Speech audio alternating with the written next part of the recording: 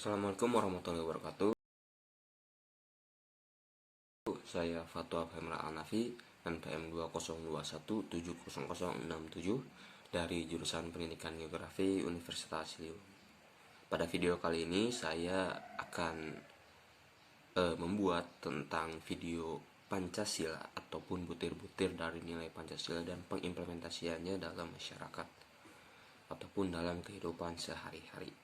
Mengingat ini menjadi salah satu tugas mata kuliah pendidikan geografi.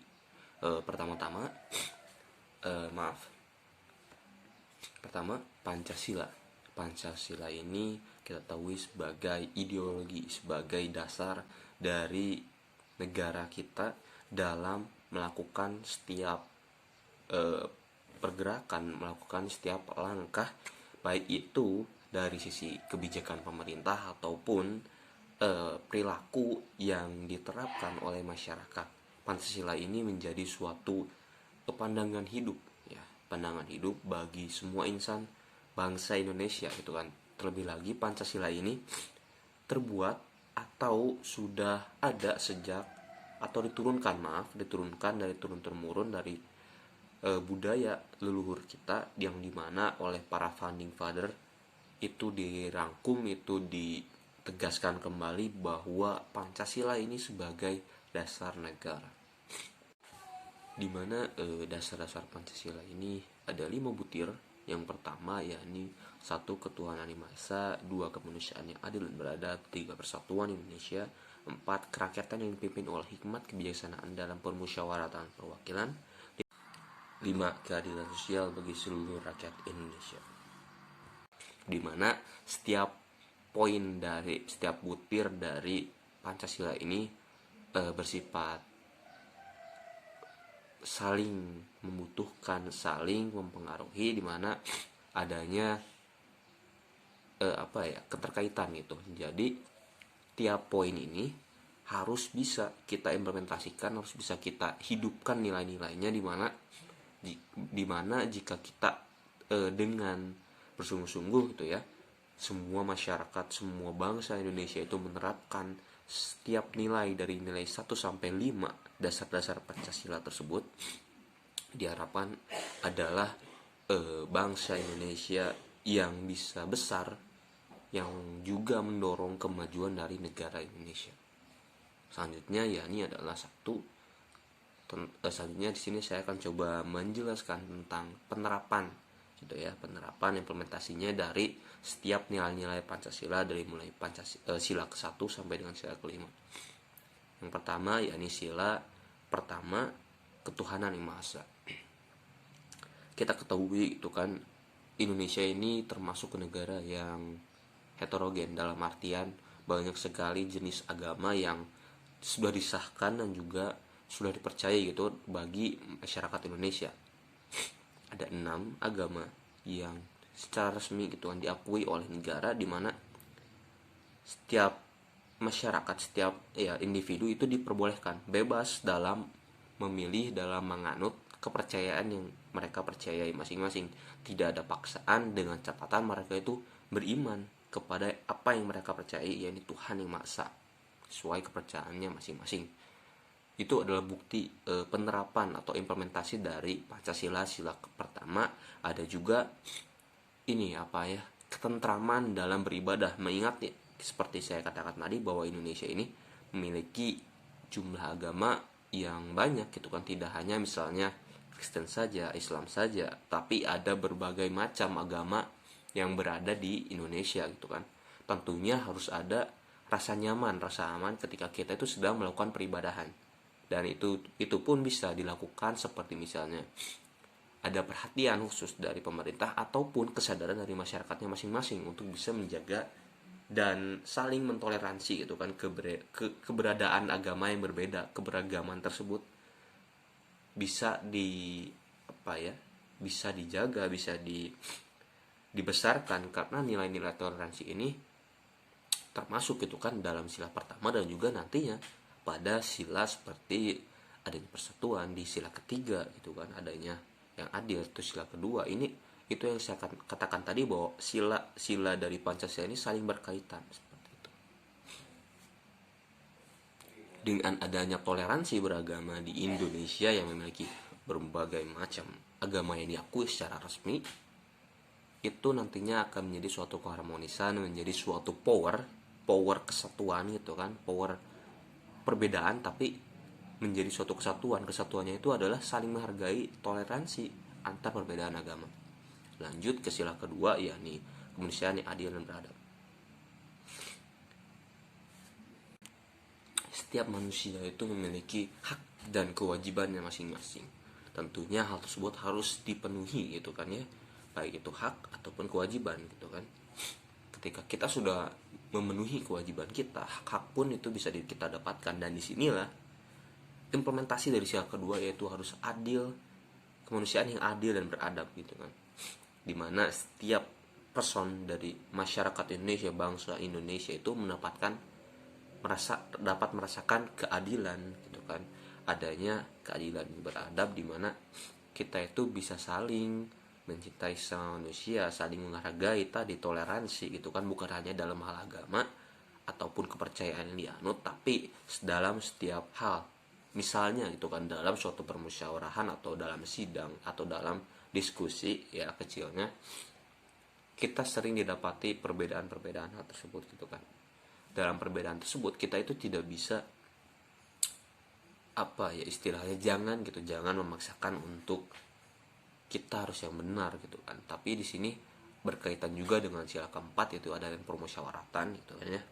Di sini kita harus bisa apa ya, bersikap adil gitu kan. Kita tidak mengedepankan apa yang kita inginkan gitu kan, melainkan ya menunjang itu kan, menjunjung yang nilai kemanusiaan gitu kan. Kita tetap adil, kita tetap melakukan adab yang semestinya kepada manusia, atau sekarang istilahnya memanusiakan manusia, itu ya itu benar gitu kan, bahwa penerapan ini harus kita terapkan dalam keseharian sehari-hari, karena masih banyak di luar sana tuh kan yang saya ketahui bahwa masih tidak mendapatkan keadilan gitu kan. Adapun yang mendapat keadilan tapi tidak beradab gitu kan, itu suatu permasalahan, tentunya suatu hambatan bagi penerapan dari dasar sila-sila Pancasila gitu kan. Nah, selanjutnya ini sila ketiga tentang persatuan Indonesia. Negara kita ini suatu negara kepulauan di mana memiliki berbagai macam bahasa, suku, ras, dan juga kepercayaan yang dianut. Dengan adanya sila ketiga ini diharapkan kemajemukan dari Indonesia ini bisa kita rangkul, bisa kita pegang, bisa kita satukan menjadi suatu kekuatan, power tadi gitu kan. Walaupun kita beda-beda, walaupun kita beda suku, ras, warna kulit gitu kan ya, warna mungkin logat dari kita berbicara, justru keragaman tersebut bisa kita jaga, bisa kita jadikan suatu nilai yang bisa menguntungkan gitu kan. Dengan keberagaman tersebut seharusnya itu negara kita harus bisa bersatu, bukan malah bercerai-berai gitu kan. Karena perbedaan itu tidak harus selalu identik dengan perpecahan gitu kan ya, tidak harus selalu identik dengan permusuhan suatu perbedaan tersebut. Tapi jika kita merangkul hal tersebut dalam suatu wadah yang positif gitu kan, katakanlah bahwa sila ketiga ini adalah menjadi suatu wadah tersebut gitu kan, persatuan Indonesia gitu kan.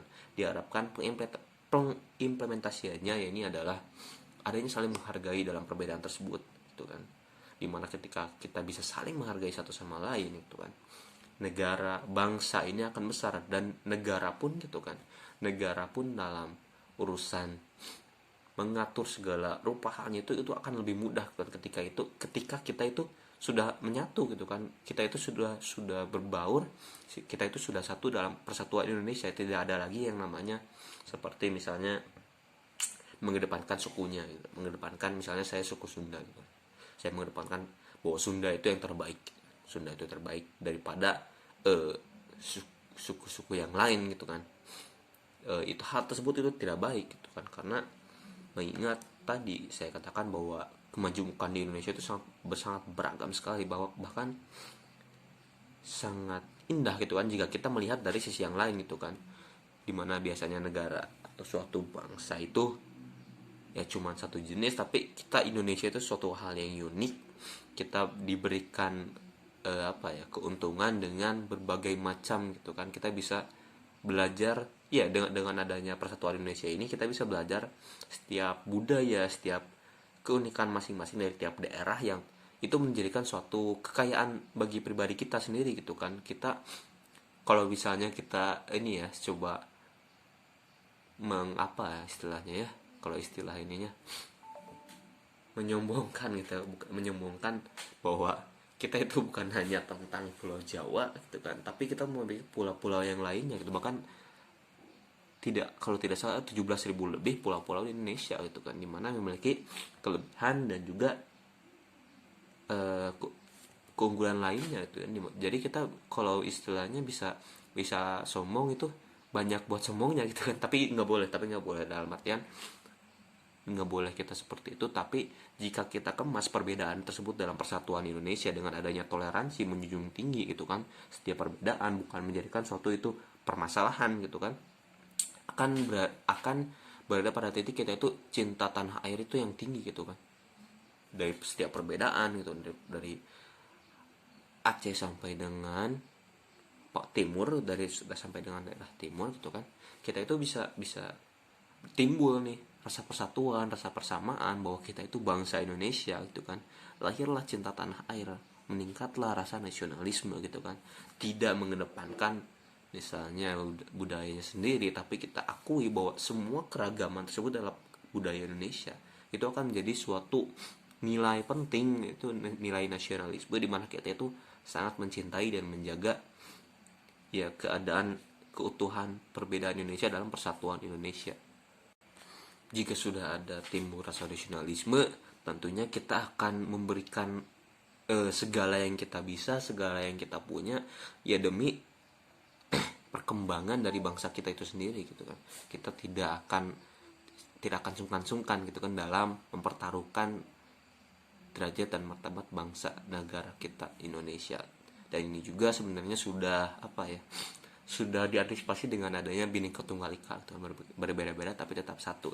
Itu istilah dimana istilah tersebut itu bisa membangkitkan gitu kan, bukan hanya membangkitkan rasa saja, tapi juga implementasinya dalam masyarakat gitu kan, dalam kehidupan nyata, bahwa kita itu harus bisa saling menghargai, saling menjaga satu sama lain walaupun kita itu ada perbedaan gitu kan.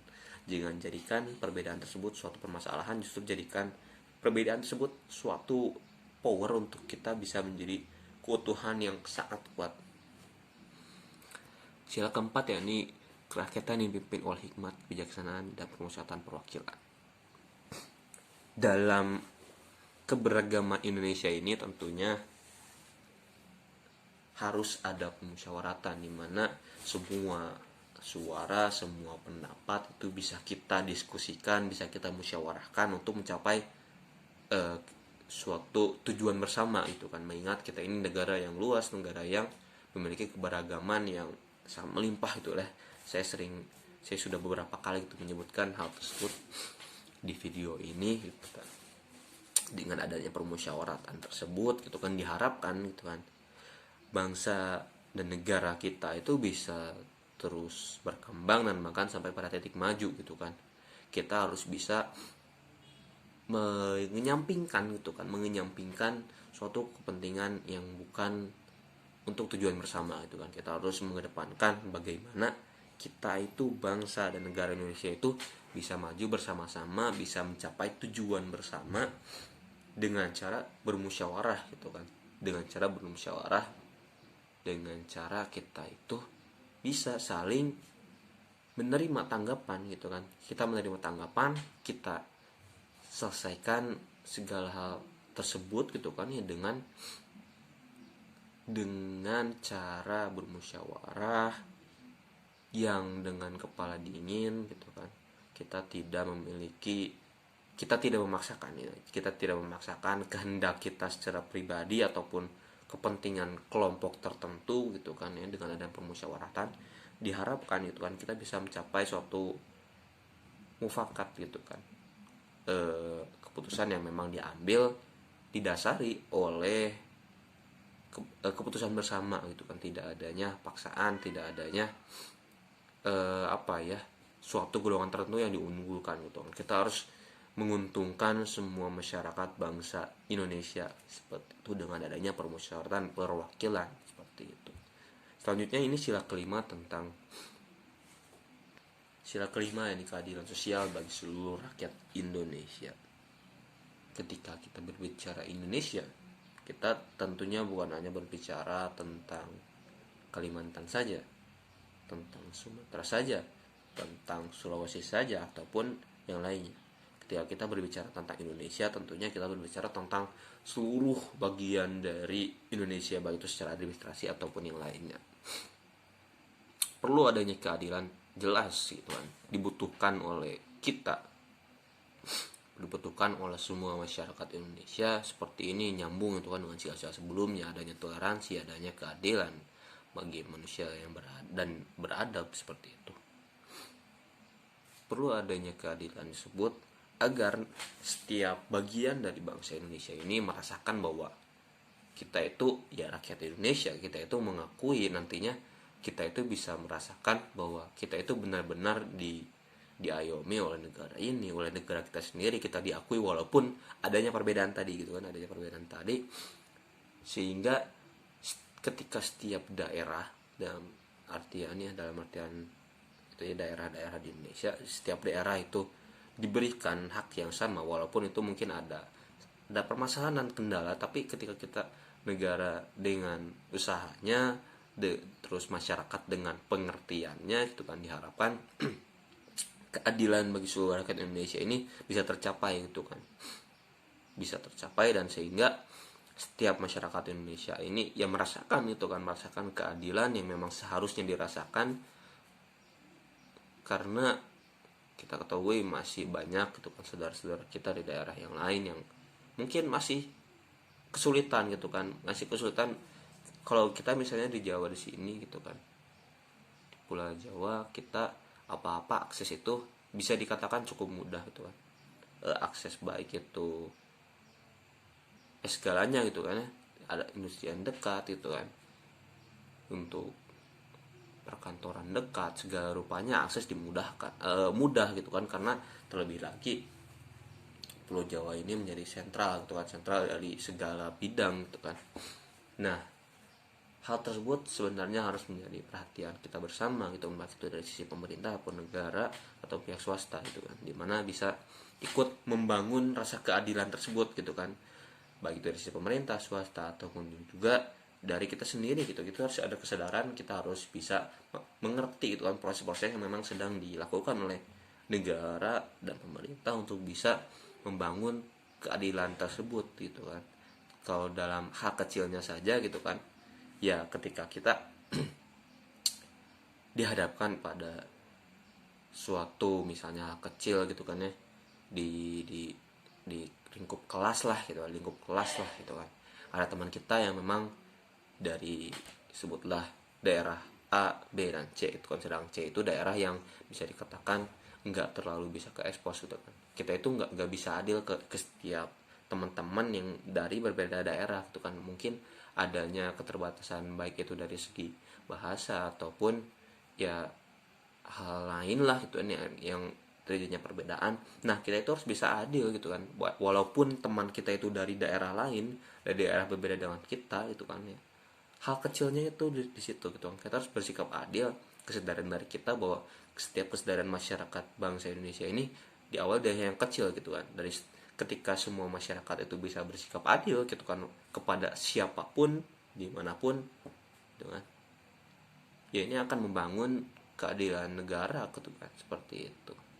Jadi keadilan tersebut harus kita sadari, harus kita pegang itu dari semua aspek yang ada di Indonesia gitu kan, baik itu dari pemerintah, swasta, dan juga kita sebagai bangsa, sebagai masyarakat secara individu harus kita menerapkan mulai dari dasar-dasar sila pertama, 2, 3, dan 4, dan 5. Kita harus bisa menerapkan hal tersebut gitu kan. Mulailah sedikit-sedikit gitu kan, untuk bisa kita sadar mengimplementasikan bahwa Pancasila itu suatu hal yang baik gitu untuk kita. Ketika semua orang sudah sadar bahwa Pancasila itu suatu hal yang menguntungkan bagi kita, dan mereka berani untuk mengimplementasikannya gitu kan, diharapkan adalah tentunya kemajuan dari bangsa dan negara Indonesia dengan adanya penerapan tersebut. Karena nggak mungkin gitu kan para founding father gitu kan dari bangsa Indonesia itu, dari negara Indonesia itu menerapkan atau menetapkan bahwa Pancasila ini menjadi ideologi negara Indonesia, menjadi dasar hukum, menjadi filsafat negara, pokoknya jadi pedoman dari bangsa Indonesia gitu. Tidak mungkin ada maksud yang tidak mungkin dari founding father itu cuman gitu aja gitu kan, cuman oh ini Pancasila sebagai ideologi, nggak gitu aja. Tentunya ada maksud yang diharapkan dan diinginkan oleh para founding father adalah Indonesia, dari baik itu pemerintah, masyarakatnya, untuk bisa menerapkan dan mengimplementasikan nilai-nilai Pancasila dalam kehidupan gitu kan, dalam lapisan apapun itu tuh, dalam masyarakat kecil, menengah, dan atas gitu. Dengan adanya penerapan tersebut, tentu mimpi dan cita-cita founding father untuk Indonesia ini bisa maju, bisa berkembang, dan bisa menyaingi itu kan, bisa ya setara lah gitu kan dengan negara lain. Adanya kemakmuran di masyarakat gitu kan, kesejahteraan yang dirasakan oleh semua golongan masyarakat di Indonesia gitu kan, ya itu bisa diraih tentunya dengan pengimplementasian Pancasila dalam tindak tanduk, itulah istilahnya, tindak tanduk baik itu pemerintah, masyarakatnya, dengan menerapkan Pancasila gitu kan. Setiap keinginan yang memang kita harapkan, para founding father harapkan, yang kita impikan itu bisa tercapai gitu kan. Harus adanya sinkronisasi gitu kan, baik itu dari dalam segala bidang, dari dalam segala lapisan, untuk bisa menerapkan, untuk sadar menerapkan Pancasila dalam kehidupan sehari-hari. Mungkin seperti itu yang bisa dapat saya sampaikan terkait pandangan saya terkait Pancasila dan juga penerapan atau pengimplementasian butir-butir dasar-dasar Pancasila dari mulai 1 sampai 5. Kekurangannya saya mohon maaf, karena mungkin saya juga masih belajar. Oleh karena itu, jika rekan-rekan semua ingin berdiskusi dengan saya, ingin kita bertukar pikiran, mari saya terbuka dengan luas gitu kan, karena dengan adanya diskusi akan menambah pengetahuan saya khususnya, dan juga kita semua. Terima kasih. Wassalamualaikum warahmatullahi wabarakatuh.